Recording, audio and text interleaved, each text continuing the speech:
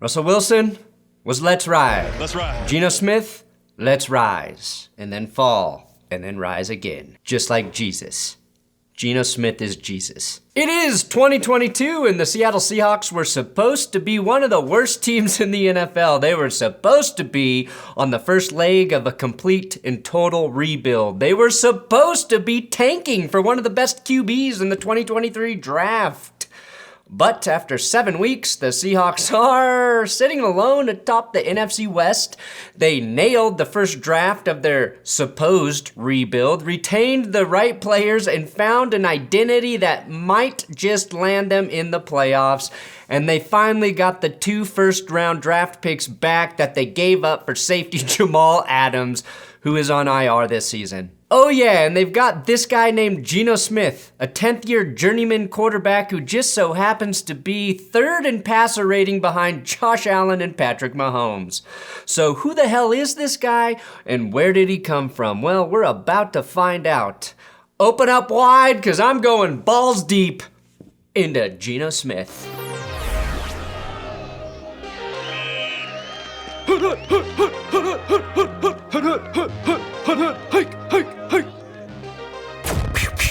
Hey, you can subscribe here, that's free, or you can go buy my birthday bundle at BenchwarmerBrew.com. We just launched new mugs. You get the mug, the bag of beans for $38 for my 38th birthday. I know that's not cheap, but these new mugs, these Deneen mugs, are hand-thrown. A company started by Peter and Mary Deneen out of St. Paul, Minnesota. So you're supporting local business. The thing I wanted to do with my coffee company is support other local businesses by purchasing our products through them. So we got these sick-ass mugs and my coffee bundled together, and you still have time. If you sign up for the Benchwarmer Brew subscription service, you'll lock in the $16 price on the bags, which are about to go up because coffee's going up. BenchwarmerBrew.com, link in the description. If you want to do it and wish me a happy birthday. Ooh.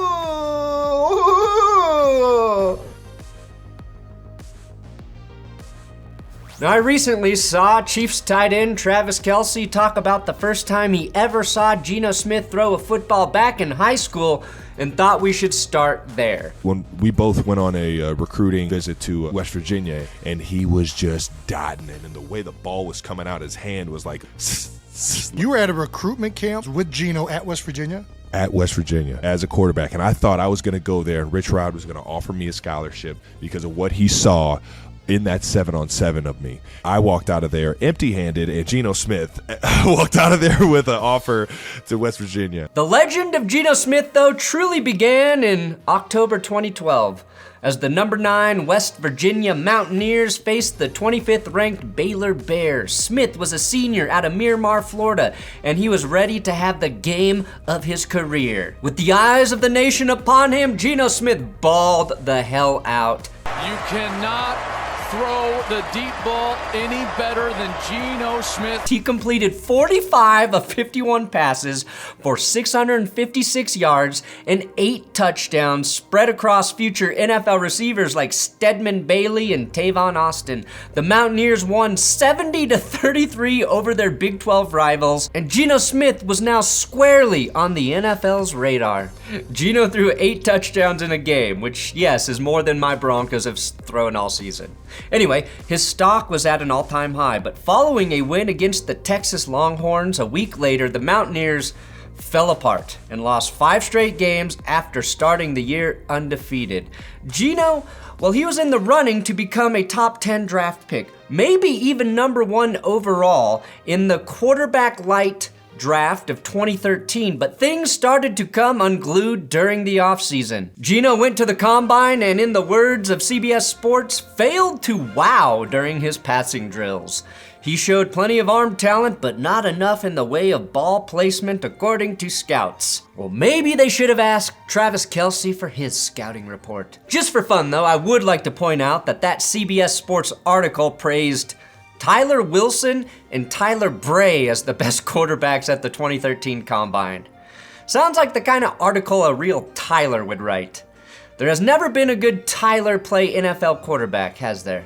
Now, there were plenty of teams in the first round that could have used a quarterback in 2013. The Chiefs, though, traded for Alex Smith. The Eagles were going to roll with Michael Vick and some second-year player named Nick Foles. And the Bills drafted Florida State's E.J. Manuel, who became the only QB picked in the infamous 2013 first round. Geno, while he was in attendance for the first night of the draft, did not hear his name called. Geno, welcome to hell. You get no love from Roger Goodell. But on the second day of the draft, there was a quarterback-needy team in New York City. After Mark Sanchez's tenure with the Jets was nearing its end, the Jets were in the market for a new passer, a young new QB that Rex Ryan could turn into a tattoo. The New York Jets select Geno Smith. Geno Smith, welcome to the New York Jets, a team that hasn't had sustained success at the quarterback position since Joe Namath. I want to kiss you. I couldn't care less about the team struggling. Everything's gonna be totally fine, Geno. With Mark Sanchez injured in the preseason, Geno was handed the reins right off the bat, and Smith answered the call, led the Jets to an 8-8 season and one game away from the playoffs despite poor numbers. 12 touchdowns to 21 picks, blackjack, and a completion percentage of just 55. But compared to where the Jets had been the year prior, it looked like a huge improvement.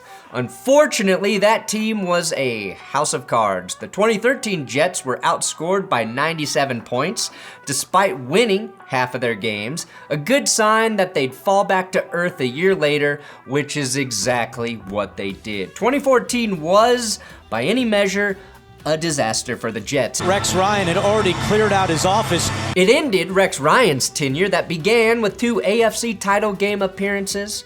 And despite improving his numbers from the year before, Geno Smith's team around him was subpar and the frustration mounted. Eric Decker was their leading receiver, and I love me some Big Dick Decker, but this man should not be your number one threat in the passing game. He should be the number one threat to steal your girl. In a Week 4 loss to the Detroit Lions, Smith was fined for yelling profanities at Jets fans on the way to the locker room. The only constant in the ever-changing NFL is that losing to the Lions is always a bad thing. According to leaked audio, Geno Smith told fireman Ed that he should set himself on fire and then not put himself out. Okay, I made that last detail up, but the profanity thing is totally true. Now, there was a silver lining at the end of the season. A true breakout game for the second-year QB that was going to give Jets fans hope heading into 2015. In Week 17 in Miami, Geno Smith was perfect. Literally, he posted a 158.3 passer rating to go with 358 yards and 3 touchdowns in a feel-good win to end an otherwise disastrous campaign.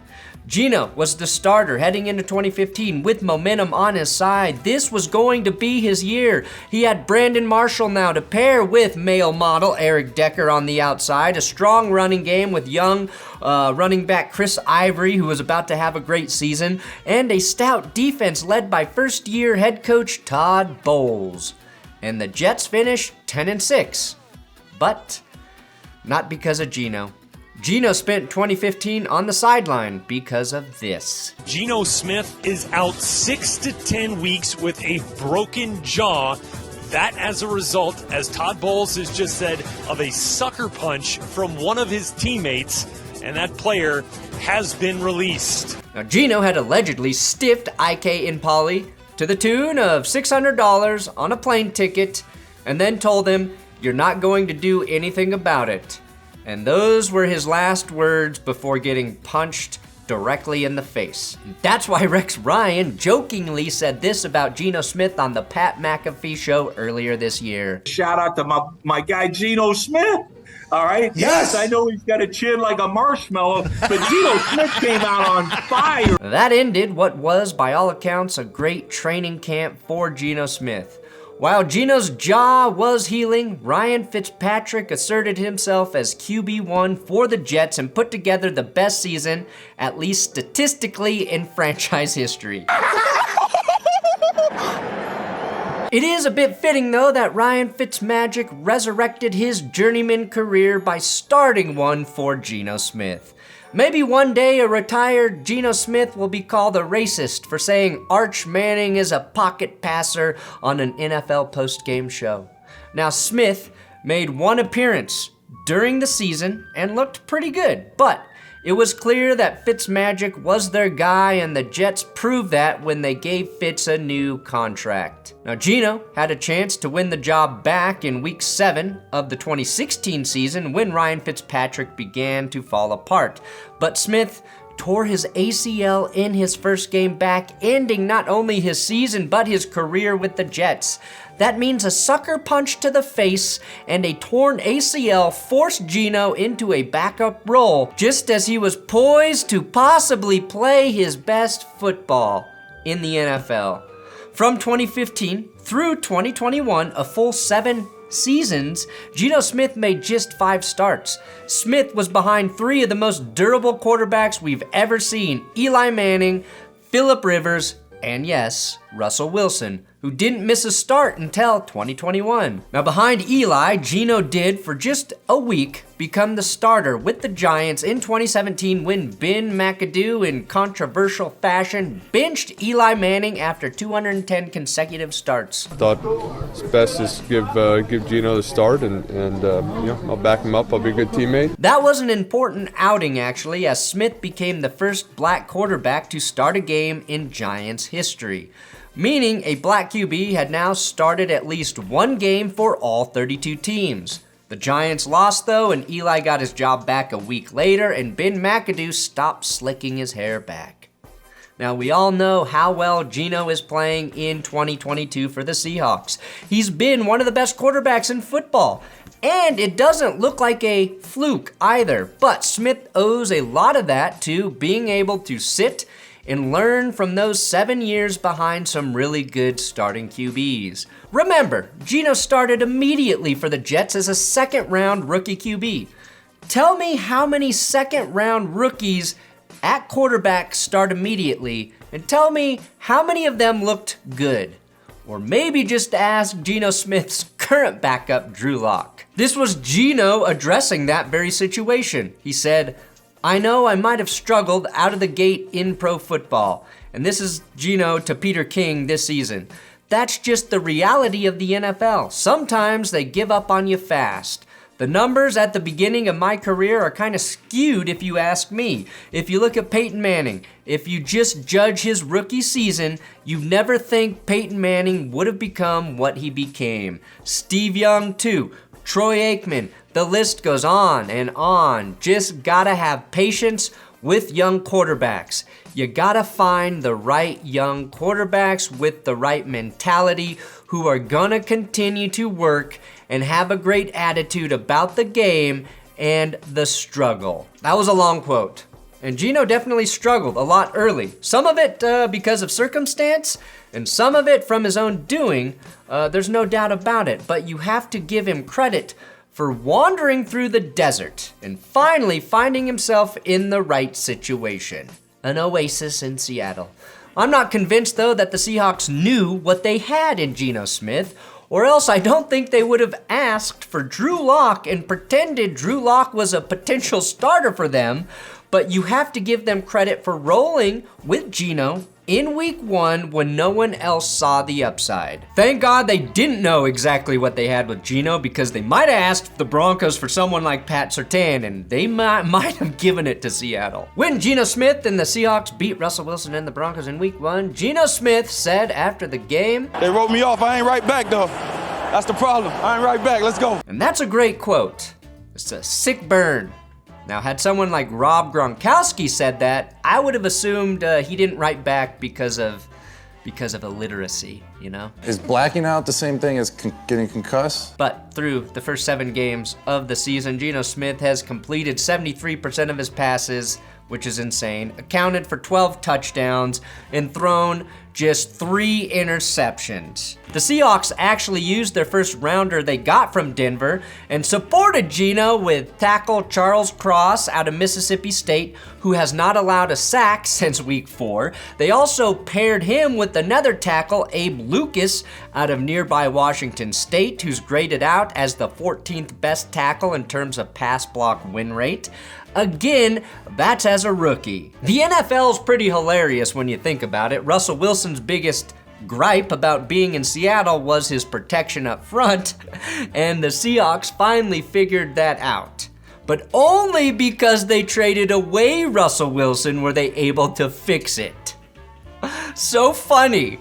I haven't even mentioned Kenneth Walker, rookie running back, who's on his way to possibly being considered for Offensive Rookie of the Year, or 5th round pick corner Tariq Woolen, who's been a hawk, a ball hawk for a young defense that looks like it's getting better as the season progresses, and he could be a Defensive Rookie of the Year candidate.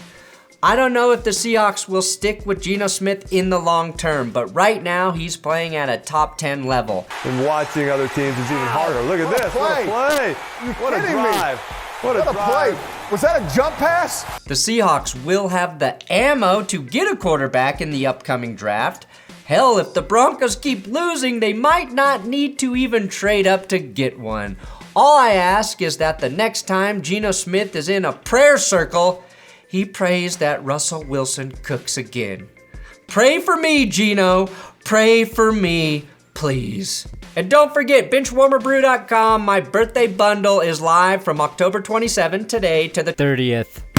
Thanks for watching Geno Smith here on That's Good Sports. I'm sure Seahawks fans are laughing their asses off at me. Laugh at me all you want. Just please subscribe here. Come on, Seahawks fans. I know you wanna.